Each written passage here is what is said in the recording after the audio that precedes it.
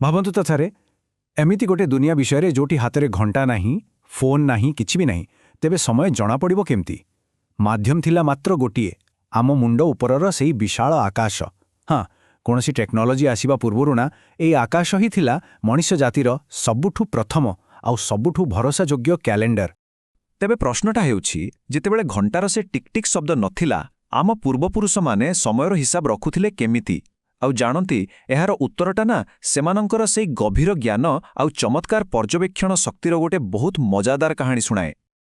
ଆଚ୍ଛା, କିନ୍ତୁ କଥା ହେଉଛି ସମୟର ଏତେ ସଠିକ୍ ମାପ ଦରକାର କାହିଁକି ପଡ଼ିଲା?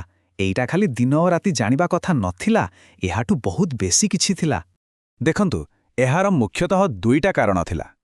ପ୍ରଥମଟା ହେଲା ବଞ୍ଚିବା ପାଇଁ, ମାନେ କେବେ ମଞ୍ଜି ବଣାଯିବ, କେତେବେଳେ ଫସଲ କଟା ହେବ, ଆଉ ସବୁଠି ବଡ଼ କଥା ଋତୁ କେବେ ବଦଳିବ, ସେଇଟା ଆଗରୁ ଜାଣିବା ନିହାତି ଦରକାର ଥିଲା।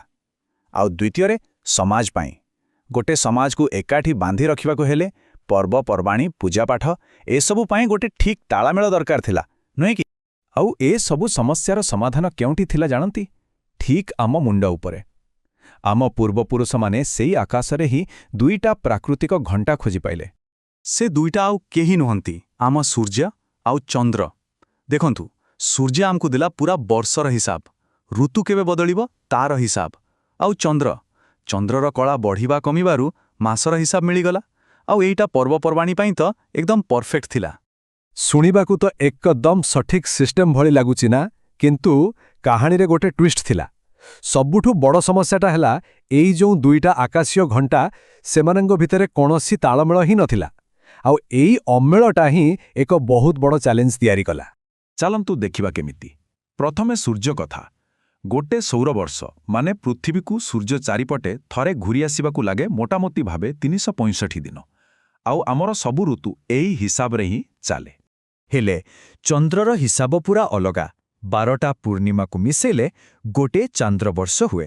ଆଉ ସେଇଟା ହେଉଛି ମାତ୍ର 354 ଦିନ। ଦେଖିଲେ ତ, ସୌରବର୍ଷଠୁ କେତେ କମ୍? ଆଉ ଏଇଠି ହିଁ ଅସଲ ସମସ୍ୟାଟା ଲୁଚିଥିଲା। ପ୍ରତିବର୍ଷ ପାଖାପାଖି 11 ଦିନର ଫରକ। ଏଇଟା ଶୁଣିବାକୁ ଛୋଟ ଲାଗିପାରେ, କିନ୍ତୁ ଏହା କ୍ୟାଲେଣ୍ଡର ଡ୍ରିଫ୍ଟ ବୋଲି ଗୋଟେ ବହୁତ ବଡ଼ ଗଡ଼ବଡ଼ କରିଦେଉଥିଲା। ମାନେ କ'ଣ? ମାନେ ହେଲା, ଧୀରେ ଧୀରେ ପର୍ବପର୍ବାଣୀ ସବୁ ଋତୁ ବାହାରକୁ ଚାଲିଯାଉଥିଲା। କଳ୍ପନା କରନ୍ତୁ ତ, ଯେଉଁ ଅମଳର ପର୍ବ ଖରାରେ ହେବା କଥା, ତାହା କିଛି ବର୍ଷ ପରେ କଡ଼ା ଶୀତରେ ପଡ଼ୁଛି। ହେଲେ ମଣିଷ ତ ହାର ମାନିବା ଜୀବ ନୁହେଁ। ପ୍ରାଚୀନ ସଭ୍ୟତାଗୁଡ଼ିକ ଏଇ ଆକାଶୀୟ ଘଣ୍ଟା ଭିତରେ ତାଳମେଳ ବସେଇବା ପାଇଁ ବହୁ ବୁଦ୍ଧିଆ ଉପାୟ ବାହାର କରିଥିଲେ। ଆଉ ସେହି ଉପାୟର ନାଁ ଥିଲା ଇଣ୍ଟରକ୍ୟାଲେସନ୍, ବା ଆମେ ଯାହାକୁ ଅଧିମାସ ବା ମଳମାସ କହୁ। ଏଟା ବହୁତ ସରଳ କିନ୍ତୁ ଚମତ୍କାର ଆଇଡିଆ ଥିଲା। କିଛି ବର୍ଷ ଅନ୍ତରେ କ୍ୟାଲେଣ୍ଡରରେ ଗୋଟେ ଅଧିକା ଦିନ କିମ୍ବା ପୁରା ଗୋଟେ ମାସ ହିଁ ଯୋଡ଼ି ଦିଆଯାଉଥିଲା। ଆଉ ବାସ୍, ଚନ୍ଦ୍ର କ୍ୟାଲେଣ୍ଡର ପୁଣି ଥରେ ସୌର କ୍ୟାଲେଣ୍ଡର ସାଙ୍ଗରେ ଲାଇନ୍କୁ ଆସିଯାଉଥିଲା। ଆଉ ସବୁଠୁ ମଜା କଥା କ'ଣ ଜାଣନ୍ତି? ଏଇ ଆଇଡିଆଟା କେବଳ ଗୋଟିଏ ଜାଗାରେ ବାହାରି ନଥିଲା।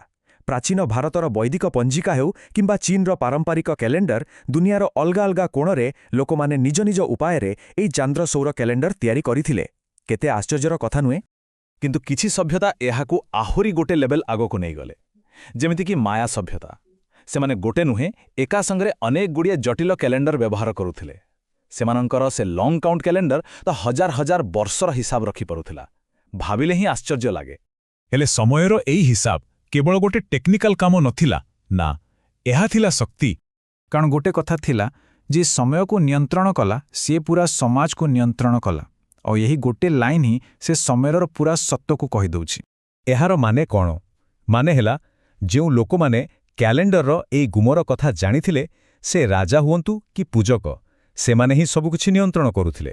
କେବେ ଚାଷ ହେବ, କେବେ ପୂଜାପାଠ ହେବ, ଏମିତିକି ପୁରା ସମାଜର ଦୈନନ୍ଦିନ ଜୀବନ କେମିତି ଚାଲିବ, ସେଇ ନିଷ୍ପତ୍ତି ସେମାନେ ହିଁ ନେଉଥିଲେ। ତେବେ ଶେଷରେ ଆମେ ଏତିକି କହିପାରିବା ଯେ ଏଇ ପୁରା କାହାଣୀର ସାରାଂଶ ଗୋଟିଏ ବହୁତ ସୁନ୍ଦର କଥାରେ ଅଛି। ଗୋଟିଏ ସମୟ ଥିଲା ଯେତେବେଳେ ସମୟ ଆକାଶରେ ହିଁ ଲେଖା ହେଉଥିଲା, ଆଉ ତାକୁ ପଢ଼ିବା ଓ ବୁଝିବାର ଯେଉଁ କ୍ଷମତା, ତାହା ହିଁ ମଣିଷ ସଭ୍ୟତାର ଗୋଟେ ବହୁତ ବଡ଼ ସଫଳତା ଥିଲା। ତେବେ ଗୋଟେ ସମୟ ଥିଲା ଯେବେ ସମୟ ଆକାଶରେ ଲେଖା ହେଉଥିଲା। କିନ୍ତୁ ଆଜି ସମୟ କେଉଁଠି ଲେଖା ହେଉଛି? ଏହି ପ୍ରଶ୍ନଟା ଆମ ସମସ୍ତଙ୍କୁ ଭାବିବା ପାଇଁ ବାଧ୍ୟ କରେ ଯେ ଆଜିର ଏହି ଡିଜିଟାଲ ଦୁନିଆରେ ସମୟ ସହିତ ଆମ ସମ୍ପର୍କ ସତରେ କେତେ ବଦଳି ଯାଇଛି।